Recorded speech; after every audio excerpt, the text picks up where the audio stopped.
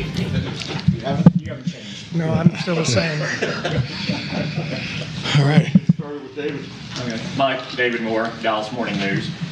You start by talking about what attracted you to Mike Zimmer and what you expect him to do with this defense from what's in place.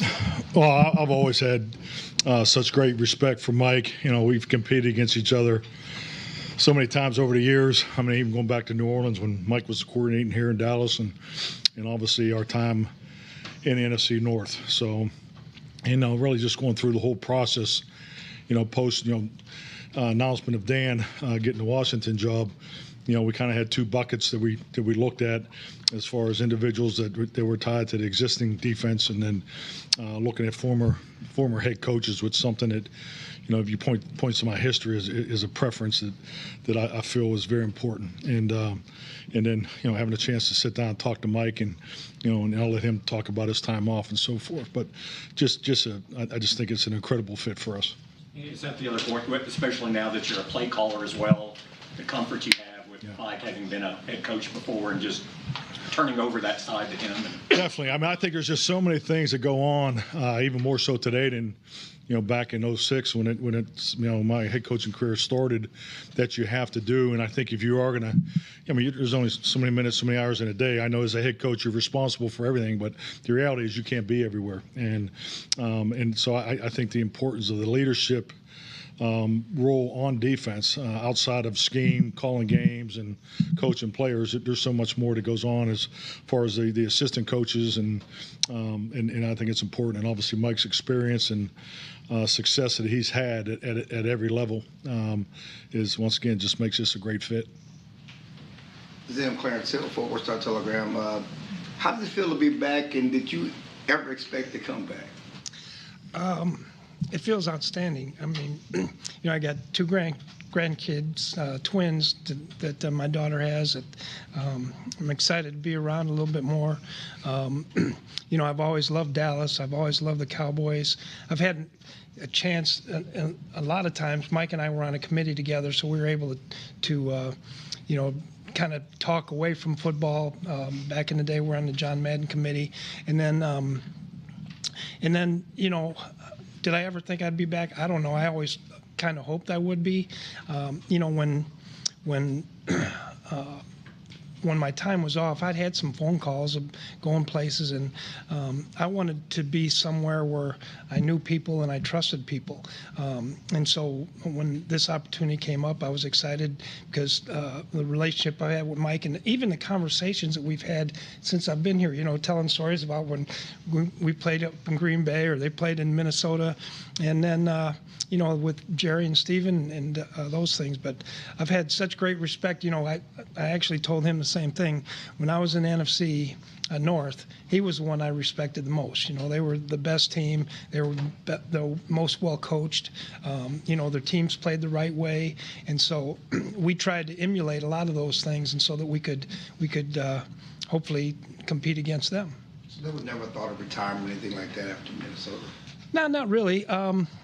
Sometimes it's forced retirement, but it's more about getting the right situation for you. Like I said before, I had other opportunities that I could have taken, but I wasn't going to go somewhere that I didn't feel comfortable with the organization and the people there.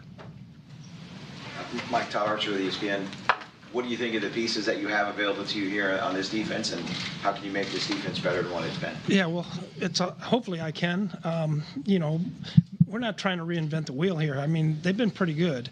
I know there's been some situations where things haven't happened, but that happens in coaching. It happens a lot. So we're going to look at the players, try and figure out the best way to use them, put the scheme together, and again, we want to take the good things that they've done and maybe add a few more other things that we've done good in the past, and try to make this thing manageable where, we're disciplined and we're, well coached. We're play together as a team. We try to make sure everybody understands their role so that other people on the field can have success doing their job.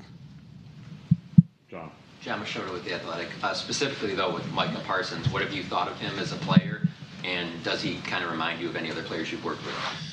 Yeah, I mean, obviously he's a terrific player. You know, you watch him on tape, and he makes some unbelievably athletic plays. You know, at this point and stage right now, I'm trying to figure out, get the coaches in here, and then we can sit down. And I think one of the strengths that I've always had is to look at players and kind of have a vision for each player, and then try to figure out how we can use them in the best way. One of the things I would hate to do right now is to tell you how I'm thinking about playing him without talking to him and letting him think, okay, this is what we're thinking about doing with you, Micah. I don't think I should tell you guys first before I tell him, if that's. Yeah, and then I was just going to ask you, is there anything that maybe stood out to you the last couple of years that maybe you missed about the NFL? Yeah, I mean, you always miss football. I mean, you miss coaching, you miss the relationship with the players, you miss relationship with the coaches. You know, I have, you know, I probably need a little time off just because of some of the things that happened with my family. And, you know, that was important to me, to take some time to help the rest of my family in some of those situations too. So, you know, but at the end of the day, it draws back in. You know, my dad was a high school coach for 30-some years, and, you know, I've been doing this for a long time. So I'm excited to try to get where I can try to help players be better. And I try to show them why it's important to them, and you know, and it gets me excited when I can see other players improve, and even if it's just a little bit, improve at one thing or improve at another thing, or how we can all get better together. Calvin Watkins, Dallas Cowboys. Coach McCarthy was away. He went in the lab and looked at a lot of different things. Did you do anything similar to what he did when he was away? Well, I did some of that. You know, a lot of it I did a lot of reflection on what my time in Minnesota, you know, the 8 years, the things that I felt like we did good, the things that I felt like I didn't do as good, trying to figure out, you know, how I can be a better coach in the future. Obviously, there was always some tape watching and things like that. Marvin Lewis and I, who was a great friend, you know, we did a podcast, and then afterwards we'd sit on there and we'd watch tape together and talk about players and talk about schemes and things like that. But a lot of it was reflection on you know, what I did well and what I didn't do well. When you look at just the way offense go, and how do you see a lot more of the receiver outside motion with spat, so I think that's been a lot of it, offense, and so it all kind of comes back. You know, the defense catches up, then the offense catches up, and it just kind of goes from there. So without being too specific, I know I'm not, but you know, we'll have ways to combat these things. just curious about your thoughts on Al Harris and kind of, you know, as you're putting the staff together, how he kind of fits in. Yeah, I had a good visit with Al and the rest of the coaches here, and you know, it's up to. Obviously, Mike has made the decision that, you know, these guys are going to be here, and so we had a good conversation that that he's going to still be here with us, and I'm excited to work with him. And you know, I've heard a lot of great things about the work that he does, and really all the guys here. Garrett Podell, CBS Sports. Mike, you came up as a defensive backs position coach. What are your thoughts on coaching Deron Bland coming off his historic year and Trayvon Diggs coming off his ACL injury? Yeah, well, I'm always excited to coach with good players and good defensive backs. You know, it's kind of was my, as you said, my baby coming up. You know, I love the technical aspect of that position. I know you guys that were here 18 years ago.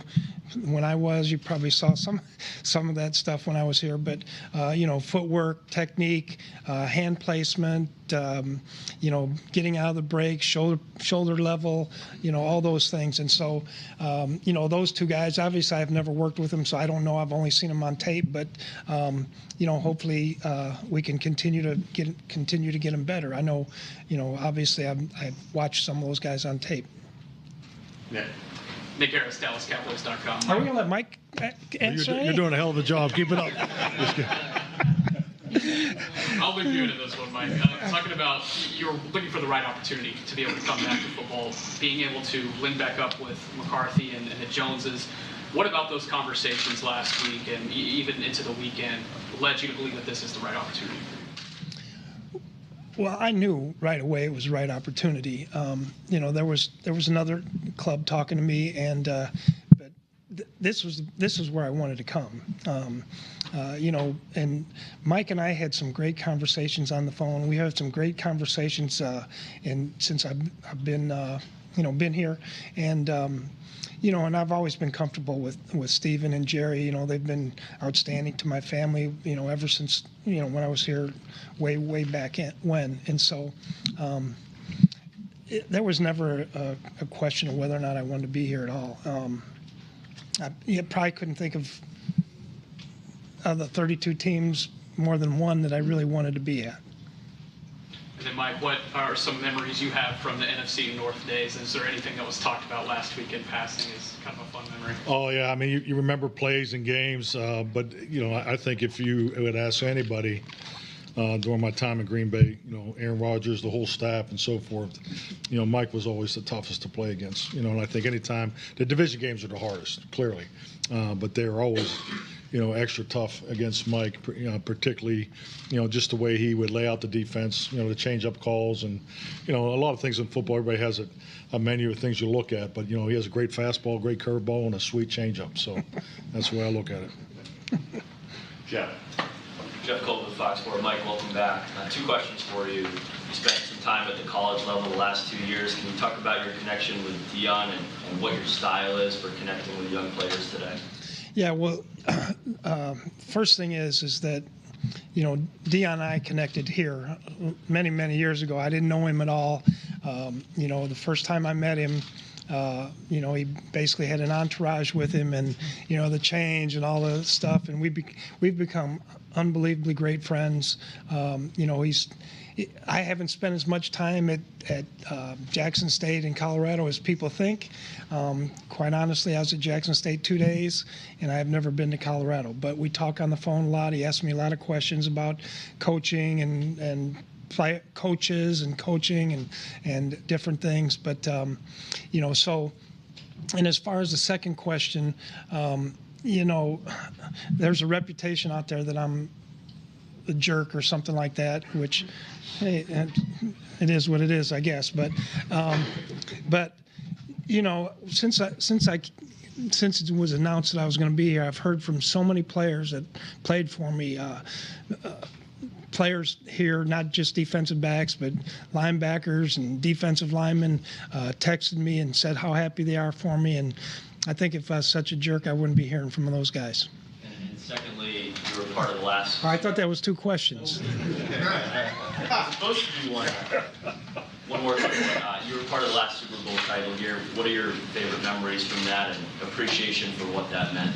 Well, it's hard. I mean, it was hard. We had, I remember Kevin Williams had to catch a 3rd and 12 or something in order for us to beat the Giants to win the division. And we weren't playing great there at the end. And I used to tell this story to my team all the time.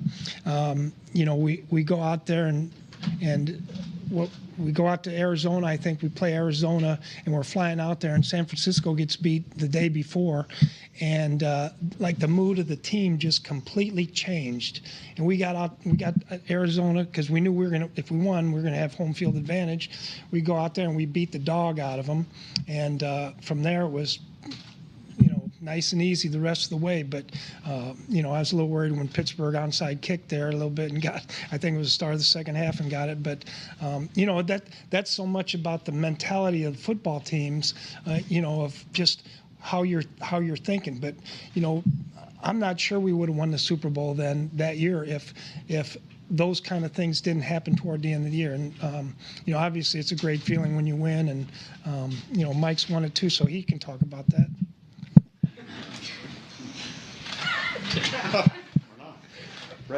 Brad Sham, Cowboys Radio. Zim, let's go back to even when you first went to Minnesota. The young men coming into the league as players, how are they different, the kids who come into the league now compared to back then? I think, Brad, the biggest thing is the ones that want to be great, they want to be coached. They want to be coached. Now, there's a lot more social media. There's a lot more of the outside stuff going on. But, the ones that I've been around, the young guys, the ones that want to be great, they want to be coached. They want to study. They want to understand, how they can get better. And to me, that's what all the great players, they want to know, how can you make me better? And, so I think, and y'all had Anthony Barr here. I love Anthony Barr. He was a little hurt when playing here, but, he was a young guy and he was terrific, great leader, studied, did all the things. And, so we had a lot of guys like that come in there. Now, I coached the Polynesian Bowl high school all-star game a couple weeks ago, and now those guys were dancing between plays, and they had the attention span of about 2 seconds. But I think great players want to be great. Mike, which of your current players do you have the kind of relationship with that they could come up and hit you on the sideline like Kelsey did, and everything would be fine? I don't know what the hell you're talking about, Brad. I mean, I don't know what. No, I think just like anything. I mean, I just think sometimes those guys forget how strong they are. But yeah, I've been punched, I've been pushed, and I think it's just part of that relationship. Hey, Mike, Pat Doney with NBC here in Dallas. You were talking about the players you coached clearly not thinking you're a jerk in your style, but it was Darren Winston who was at the Super Bowl, your biggest cheerleader, talking about how hard you coached, but the impact you made on him. Those players from those teams, I mean, what's the relationship like? We heard you mention Dion and what he did for you the last couple of years too. How much do you appreciate the relationship with those Cowboys great players that you're now part of this organization again? No, it's everything. I think that's part of the reason why you coach, is to try to develop players and then develop a relationship with them, and then hopefully someday they appreciate what you've helped them do. The coaches can't play for them, obviously, but maybe you can help them get a little bit better. Charlie Williams called me the other day, which Charlie, he had a nickname that I can't say here, but I mean, a lot of these guys, that when you hear from these guys and they call you from, and I've had several Minnesota players call me as well. I think that's, it makes you feel good because, they think about you and they appreciate you. And then he said that your style is to not be someone who is your friend, is to get the best out of you. How would you describe your coaching style? Has it evolved at all over the years, or are you still the same guy you've been your entire career? Well, I think these guys that have been here saw me 18 years ago. They've evolved. Otherwise, they wouldn't be sitting there. And I think I've evolved too, or otherwise I wouldn't be sitting here. But I'm demanding. I try to get the best out of the players. But to me, there's a difference. I had one player who was a terrific player, and you could not yell at him. You had to put your arm around him. You had to talk to him, whisper. He didn't like to be reprimanded in front of people. And so that's what I did with him, and he became a terrific player. Other players, I'd get after, and, probably know some of the names. One of them was here. But I'll say it to him, Pac-Man Jones, right? He gives me the biggest hugs now when I see him. But we've had our issues, going back and forth, and I think everybody's different. You try to hit the button, however it is to make them better. Kevin Sherrington, Dallas Morning News. You talked about how you've evolved, obviously, as everybody else has. What has not changed about you since you were here last time? Competitiveness, probably being technique oriented, being fundamental, disciplined. Those are the kind of things that kind of get me grouchy. Ed Werder, ESPN. If each of you could address when Dan Quinn was a defensive coordinator, obviously created a great emphasis on turnovers and defensive touchdowns, and you guys dominated that statistic across all 3 years. Does that approach continue here, or do you have to give up something there to be more sound and play, defense against the run and so forth, areas which have been weakness in recent years? I mean, I don't think so. I think every coach is trying to win the turnover battle.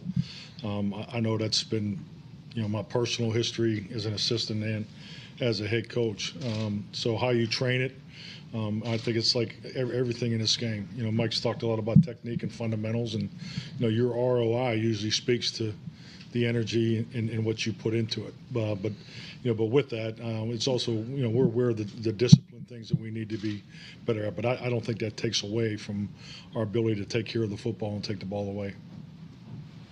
How big a point of emphasis is that for you? Well, it's always a point of emphasis, and I do think if you look at turnovers, typically they come from quarterback hits, overthrows, things like that, where quarterbacks make the wrong reads. You knock the ball out of somebody's hands because you're physical. I think all those things kind of incorporate all those things, and if you have, in my opinion, I've always felt like you have to be fundamentally sound to get to the football in the right way, and then once you get there, then now it's doing that, and then if you never hit the quarterback, you're not going to get turnovers. So obviously we're always going to try and hit the quarterback. I got one for each bike. Zim, I'll start with you. You mentioned how some of these players have reached out to you. Were there some of those players who maybe had to mature a little bit before they understood what you did for them when they were players? And if so, what did they say they figured out or understood? Yeah. So I'll give you a good example.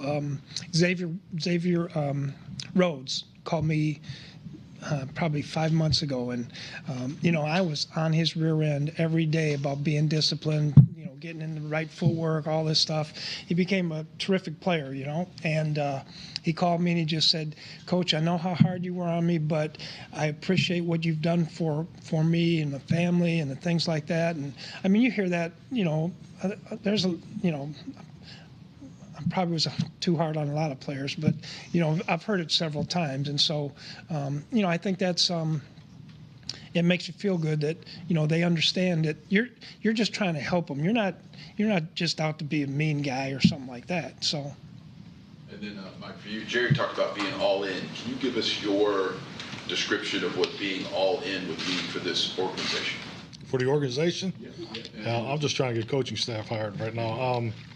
No, I think with that, obviously we've had some really good teams in the last couple of years. We're disappointed that we haven't reached the ultimate goal, but yeah, I think it's just identifying the fact that it's important to go back and start with the basics, and that starts with player acquisition, and ability to get the new staff and get the personnel guys in the same room next week, and just make sure we just stay on point and do the things we need to do to make sure that we're winning, and building that confidence and the things you need to do when it comes down to the stretch, in the playoffs, and win and win playoff games and win championships. So, but as far as everything else, that's the way I took it. Michael Gelfand, Dallas Morning News for Zimmer. What needs to be done in the months ahead to get this run defense to where you want it needs to be, and how will your philosophies guide that?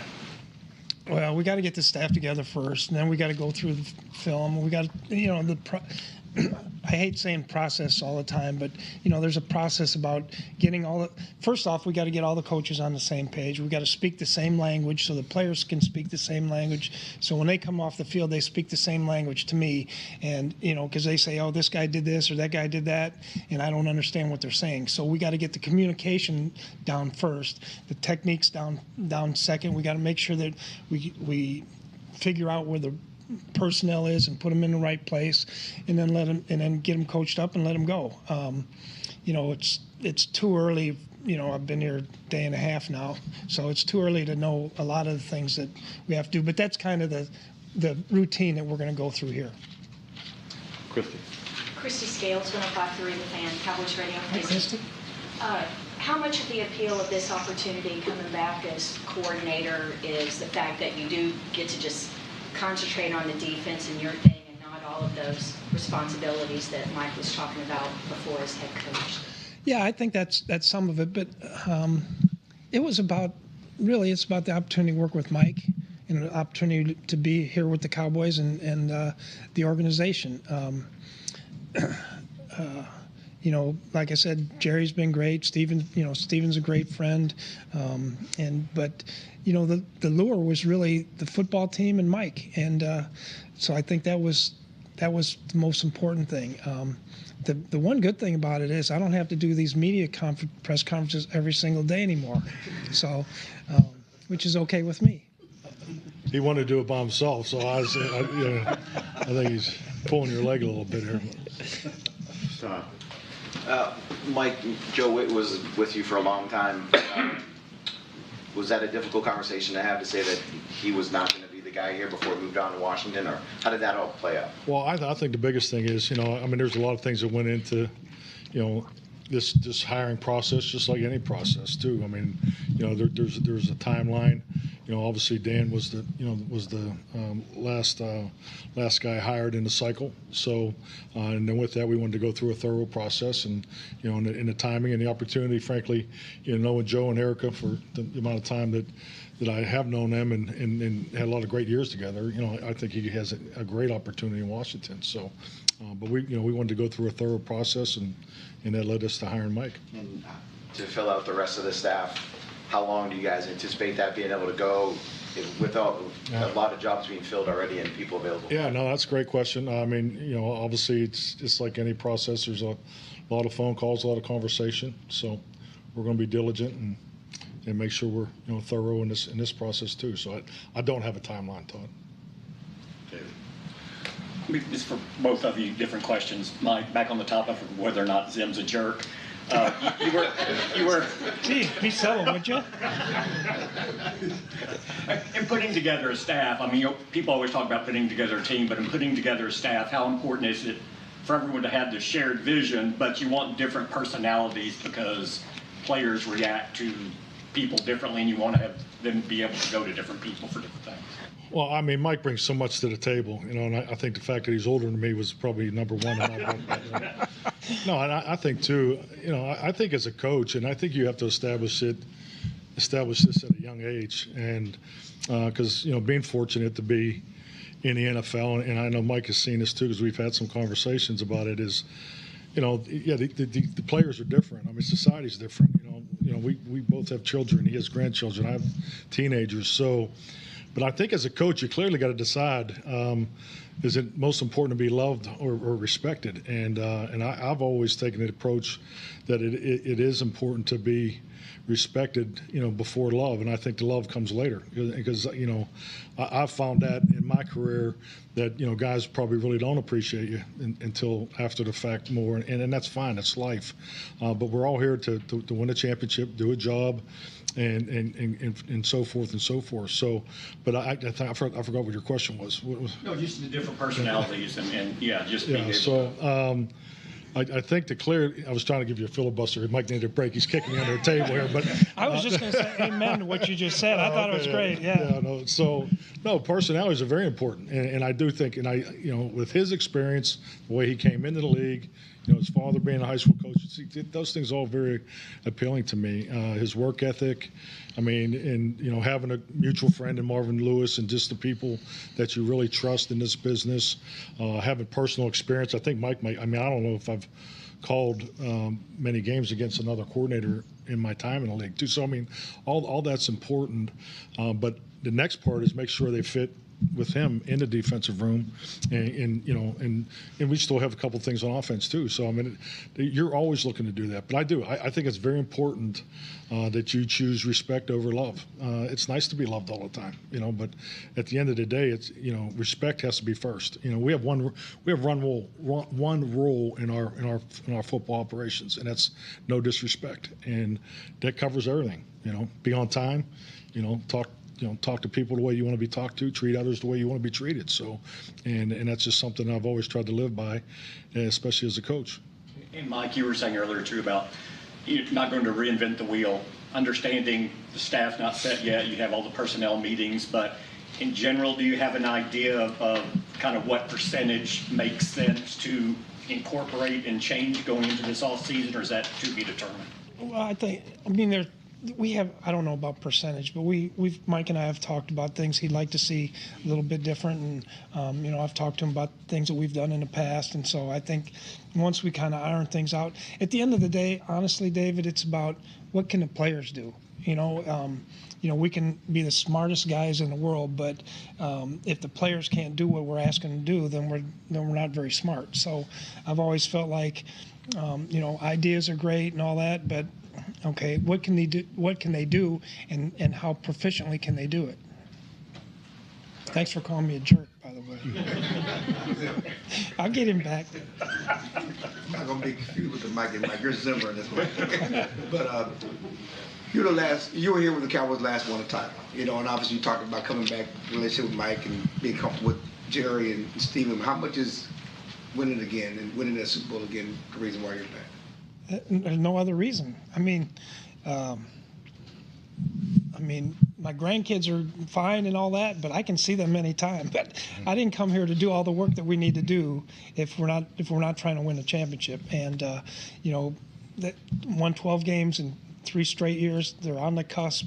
I think they've done a great job with the personnel on the team. They've got good coaching staff, and I'm just hoping that I can help a little bit, and we can get the players better. But that's the number one goal. I didn't come. Okay, let's be average this year. No. Stop.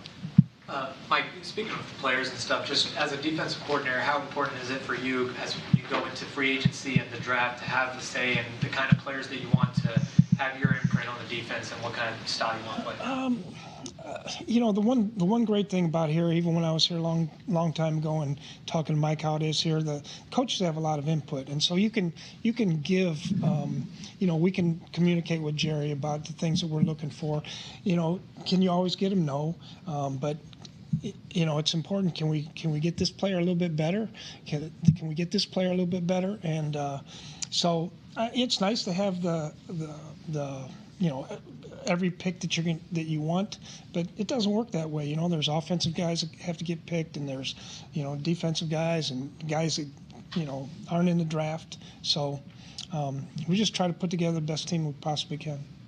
You talked about the process of getting this job and everything. Just I think reports started coming out on Thursday that things were closed. Just what were these last few days like for you and closing the deal and kind of what happened there? Yeah, well, my daughter who lives with me was throwing up for 3 days, and she got me sick, so I was in bed for a couple of days, and then the Super Bowl was going on, so we kind of really just slow played it and kind of went from there. So it wasn't any intense negotiations or anything like that. I knew I wanted to be here.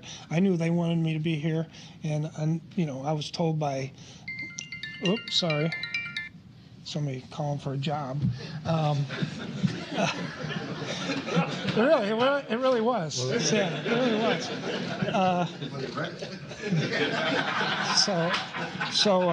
But we knew we would get it. I was told we were going to get this thing done anyway, so it wasn't any big deal. So did you see Rex Ryan's comments, and was there anything? I see a lot of Rex Ryan comments.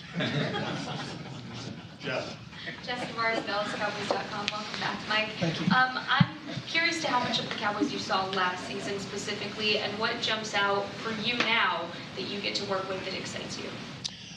Well, I've obviously watched a lot of games, but I watched several games on tape. I don't know, maybe half the season or something like that. Just kind of trying to get a feel of the players and things, but.